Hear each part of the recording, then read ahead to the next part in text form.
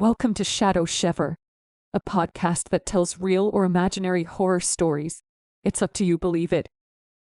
It wasn't recording this whole time, I just read the whole thing. Oh my god, whatever. Okay, this package was not addressed to me, not like the last one. It was a DVD thrown in a black trash bag. The bag was wet, as if it had been outside for a long time. The tides were open. I brought it in the house and fished inside. After I found the DVD, I pulled out the second item, a rose, except it wasn't a rose. It was a picture of a rose drawn on construction paper. The edges had been ripped or nibbled off. Perhaps it had been drawn by a child with robotic movements. I took the DVD and put it in my computer. I cropped the rose drawing up beside me.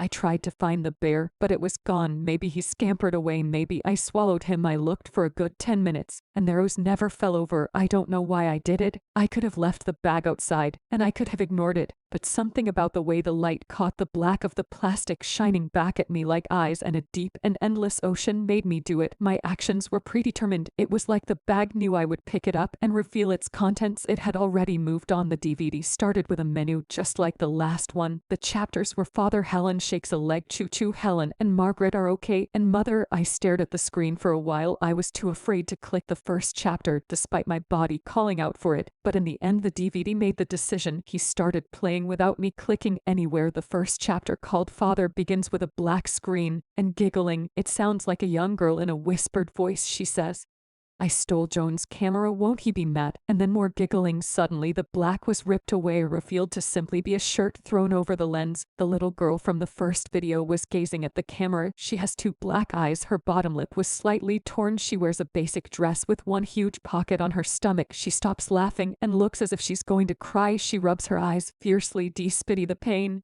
it must cause her. She turns her back to the camera and sits down. There are a few seconds of silence. Slowly she lifts one finger over her shoulder. The rest of her hand and arm are not in sight. She bends her finger up and down. In a strange high voice she says, "Hello, I am Yesterday." In her regular voice response, "Hello, Yesterday, I am lonely. Will you be my friend?" The finger wags and says, "No, you are ugly, please." The finger stands up straight. It quivers for a second. "Ugly girls get devil grass and bruises. I'll be your friend," cries a new voice. The girl has lifted her other finger over her right shoulder. "I love you, daughter. You're no demon. You're a clean baby girl." The left finger English asks, "Who are you?" "I am her father." "John is her father." "John smells dead. He cannot be a father." Your fingers argue with each other in strange little voices. While the girl sits still, the left finger even begins flicking her in the head, but she does not react. "Don't hit her," wails the right finger. "She is my little mouse." The left finger shouts, "She has forgotten the face of her father. Her father has no face," screams the right. A crash is heard off screen. The little girl scrambles up and runs to the camera. She tries to turn it off quickly, but before the shot ends, I can see the man called John striding into the room. He wears a thick black belt, but he touches firmly. The girl gasps before the scene cuts to black and a big yellow font, other words, "and to be a happy little girl until the day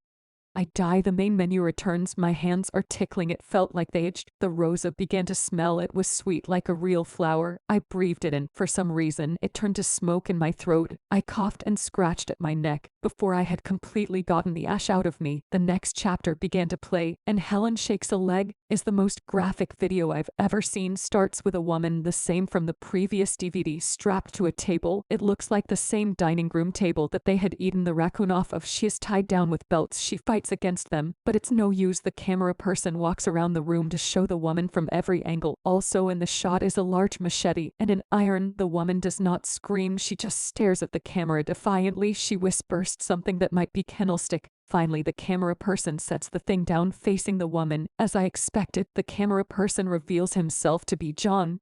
I can only assume the woman on the table is Helen. Somehow John has always managed to keep his face on frame. This scene is no different. John picks up the machete. Ellen turns her face away in fear or hatred. He approaches her and rubs the dull side of the blade against her skin. I could almost feel her disgust. John clears his throat and says, "Say it." Helen does not respond, but John grips the machete harder. "If you say it, it will make this easier on you." Helen twists her face towards him and spits from the direction. I think it must have gotten in his face. John wipes away and lifts the machete above his head. His body shakes. "I do not aim with my eye," he screams as he brings the blade down upon her. Like Helen screams as blood splatters across the room. John rips the weapon again. "You are not cut with my hand." He swipes downward and slashes her deeper. "I swear."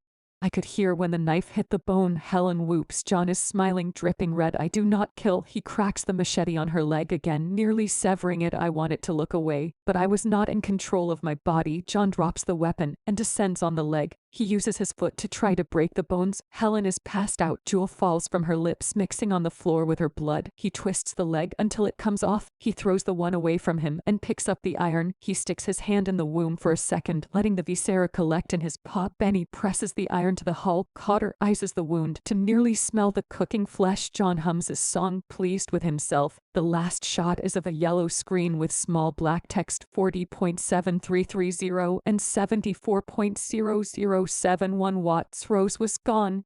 I didn't bother looking for it. I vomited onto my lap. It smelled like flowers. I tried to get up and clean myself, but I was stuck. There was a belter on my waist, tying me to the chair. It had a holster that was empty. No, not empty. It had a real rose inside of it. Choo-choo begins playing without warning. Luckily, it was a quick chapter. It was just an image of a tiny house from the origin chapter. It fast-forwards through 2 days of footage showing the shack in day and night. I managed to capture a screenshot of the structure after 2 days are complete. The main menu returns now, however the structure stands in the background of the screen. It won't leave, it won't be forgotten. I tried to move again when the belt was gone. The vomit was gone too. Maybe I'd imagined it. The real rose that had been in the holster was now on the table. I reached out to touch it. If corn pricked my finger, and the blood was yellow. It dripped onto the table, onto my computer, onto my legs helplessly.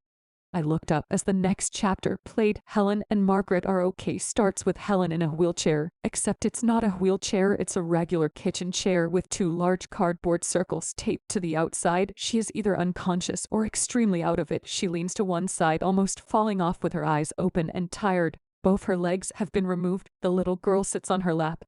I assume this means the girl is named Margaret. She has a full head of hair in this video, unlike the others, so this must have taken place at a later time. How much later? I can't say. John holds up the camera like usual. He asks, "How are you, Margaret?" "Place okay." "John, what did you say?" "Dad, I'm okay, Dad." John, his tongue but does not move. "And you?" Clearly he is addressing Helen, who cannot even lift her neck. "Yes, good," he says as if Helen had said something. John steps back to see the rotting carcasses of Helen's legs in the corner of the room. Sean proclaims, "I have a surprise for you." He turns in front of him as a large door. "We are going through the door today," he says happily. Margaret trips. "Are we really?" "Oh yes, if you're going through the door, we're going to go through the door. The door is the door of 4 other doors. No doors, no more. Owners become power." John has begun babbling like he did in the previous chapter. He turns, and I could see Margaret's face falling. She knows he will not let them out. Door floor, more core bore store, door store, bought a door at the store, got to get Jake from the store, no door to where he went. Margaret gets off Helen's lap. She approaches John. "Jake is dead," she tells him matter-of-factly. John drops the camera to the ground, and I could hear him let out a sob. I didn't want him to. Margaret picks up the camera now. She focuses on John's face. It is covered by a thick black ski mask. Even if Margaret wanted to show his face, it was covered. "John, why do you record us?" He looks at her for a moment. "Record cord, door, got to get the door." Margaret lets out a long sigh and turns the camera off. I wanted it to be over. I wanted to shut off my computer. But now it was covered in scorpions. A little bird returned and was roaring next to me. Roses and closed the floor. I heard 5 gunshots from somewhere. Started crying. Why was this being sent to me? What had I done that was so terrible? Did I deserve this? The last chapter was called Mother. The footage opens on a plastic gun on the floor. Slowly Helen crawls into frame. Her movements are wary. She is dirty and naked. The stumps that were once her legs scratch across the wood. Every inch looks painful. She slithers as close to the camera as possible and begins to whisper into it. "Kill me." She takes the plastic gun in her mouth. He pulls the trigger, but obviously nothing happens. She pulls up again and again. Tears well up in her eyes. Changes against positions to your forehead, but of course it does nothing.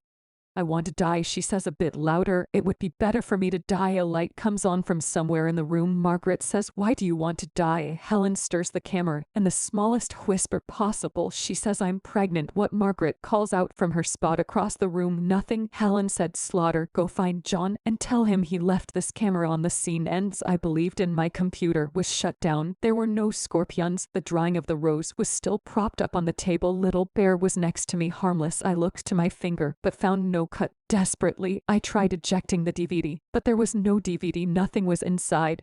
I kept pushing the button, hoping to make sense of all this. I heard a sound behind me. My body froze. The blood barely moved in my veins. Small beep, just a tiny everyday noise, just the sound of something small being turned on, something like a camera. Okay, so at the end of this video, I thought it'd be kind of fun to take the story and put it through Google. If you don't know what that is, that's a plugin you can get for Firefox and Chrome that basically just takes all the text on the screen and translate it into like ghetto talk. It's pretty funny, so I took the I took the story through that, and I'm gonna just kind of like read your section, see what it sounds like. Okay, in a strange half what she says. Hello Abby, yesterday. In brother regular voice she responds, hello yesterday, I be lonely dog, will you be my? The shock collar wags and says, no you be ugly please, you know what I'm saying. The stands straight up, yay baby yeah. It's quiver for a second. Ugly girls get devil grass and bruises, I'll be your wife to the iser. What's up tall my? In the house cries a new voice, stape it up, and the girl has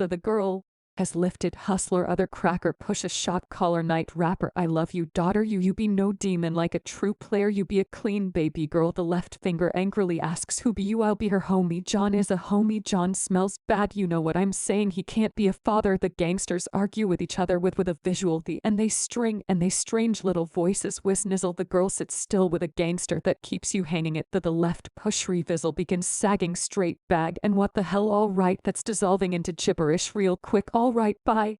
Thank you so much for listening. And if you liked this story, subscribe to our channel, leave a like, and see you next story.